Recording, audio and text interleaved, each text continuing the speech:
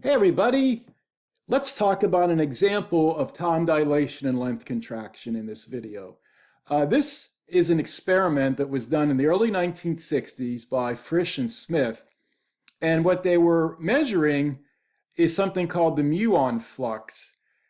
So muons are particles that are created in our atmosphere. What happens is that protons traveling from space, so these protons are part of what we call the cosmic rays. They're coming from our sun, our own star, and our own solar system, but also from sources outside our solar system and even from other galaxies. So the protons in the cosmic ray stream, they collide with oxygen and nitrogen nuclei in our atmosphere, and they produce particles that are called pions, which is short for pi mesons. Mesons are particles that have a mass that's in between that of an electron and a proton. And they're created in interactions such as this. Well, these pions quickly decay into other particles that are called mu mesons or muons. Okay, and that's what they were looking at, muons that were coming through our atmosphere. Now, if the muon is moving relatively slowly, so that the gamma factor between the observer and the muon is essentially 1, the muon will live about 2.2 microseconds. Then it decays and produces, gets changed into electrons as one of the byproducts of the decay. So the muons don't live forever. They will decay after about 2.2 microseconds if they're moving slowly.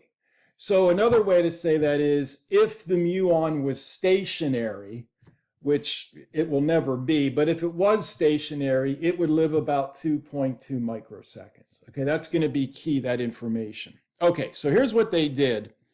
They found a mountain, Mount Washington in New Hampshire, and the height of this mountain was 2,000 meters, okay? So if you're at rest with respect to the mountain, you'll measure 2,000 meters to be the length of the mountain, okay? So what they did is they were able to filter and only look at muons that were traveling at 99.5% the speed of light, 0.995 C. So between the Earth's frame, in other words, the scientists, and the muons, there's a gamma factor of 10. You can think of the muon as one observer and then the scientists as the other observer. So there's a gamma factor of 10, okay? Now, the transit time. So what they did is they measured the number of muons, the so-called muon flux, that were hitting their detector in a certain amount of time. They were looking at that at the top of the mountain, and then they would look at that number down at the base of the mountain, okay?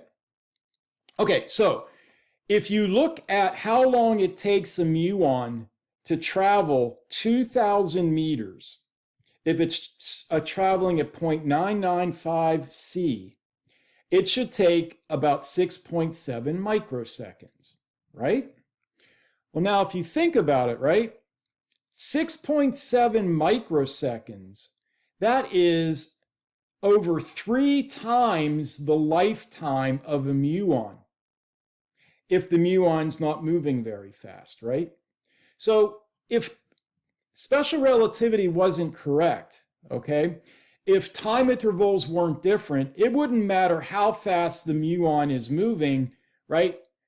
Newtonian relativity says everybody measures the time intervals to be the same. So in other words, even if the muons are moving at 0.995 C, they would still be living for 2.2 microseconds if special relativity was not correct.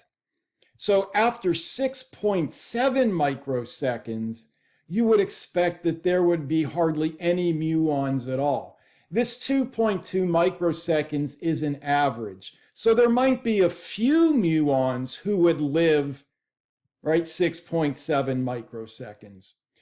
But when they do the measurement, they see that, oh, they're only getting about a 30% reduction in the number of muons at the base of the mountain compared to the top of the mountain. If 2.2 microseconds is the lifetime of the muon, and time intervals are always measured to be the same no matter how fast things are moving, you would expect this to be almost 100% reduction, right? It doesn't seem to make sense. But it makes sense if you look at Einstein's special theory of relativity. Because if you look at time dilation, think of it this way. The muon, think that it has a clock, right? It's holding on to a clock. It lives for about 2.2 microseconds. That would be a proper time interval in its coordinate system. It's what we call frame. But for us, that would be dilated, right, to 22 microseconds because the gamma factor is 10. So if the muons actually live for 22 microseconds as measured by us because of time dilation, then after 6.7 microseconds of travel time, you shouldn't see that many have decayed. In fact, you should only see about 30% have decayed away. Okay? So this 30% reduction does coincide with an average lifetime of 22 microseconds instead of 2.2 microseconds. And what's really profound about this is we're talking about a physical lifetime. In other words, the existence of the muon is dilated in time for the scientist. The muon lives longer on the scientist's clock than it does on its own clock. It is really profound. And look, there's another way you can view this, though. You can view this in terms of length contraction. So just think of what the muon is seeing. Think of the muon as Jill driving across the bridge in her car. The muon, right, is just sitting there, and what's happening is that the mountain is moving upwards. You could view it that way. Well, the length of the mountain is contracted as far as the muon is concerned because the mountain is moving with respect to the muon, so its length is contracted. And if there's a gamma factor of 10, the muon's going to measure the length of the mountain. Instead of being 2,000 meters, it's going to be 200 meters. So the muon only has to travel 200 meters to reach the base of the mountain. So yeah, it only lives on average for 2.2 microseconds, but if it only has to travel 200 meters, then there are going to be a lot of the muons that are actually still there when they reach the base of the mountain. And if you do the math, it agrees with that 30% reduction. I know, it's strange, but it is a real observed effect that these muons, right, their decay, their lifetime, I should say, is dilated. So not as many of them decay as you first might think by the time they travel that 2,000 meters. Remarkable result. And it's true. It's what we observe.